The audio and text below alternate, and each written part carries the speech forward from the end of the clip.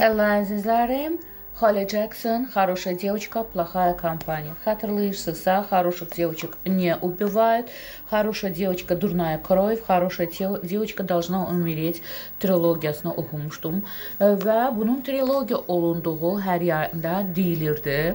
Amma sonra Google-da araşdırdım ki, 4-cü hissə kimi göstərildi, плохая компания.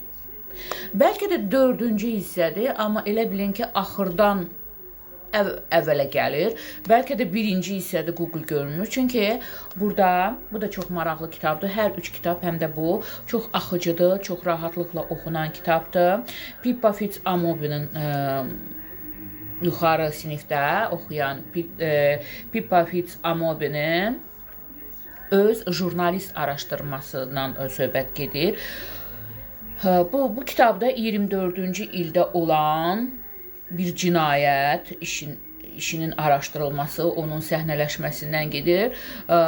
Daha sonra bunun nəticəsində Pippa məktəbdə bir neçə il əvvəl öldürülmüş Andy Bell'in cinayətini araşdırmağa başlayır. Həqiqətənmi Andy Bell'i onun boyfriend'i öldürmüşdü və digər bir adam və o da başlayır хороших девочек не убивают, davamı gedir хорошая девочка дурная кровь və davamı gedir хорошая девочка должна умереть.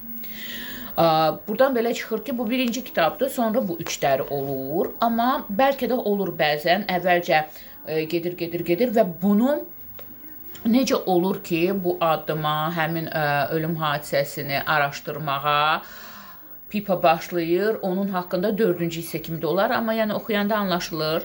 Çox maraqlı kitabdır, bu oburlardan çox xırdadır. Mən dünənləri göstərmişəm sizə videolarda, vlogda.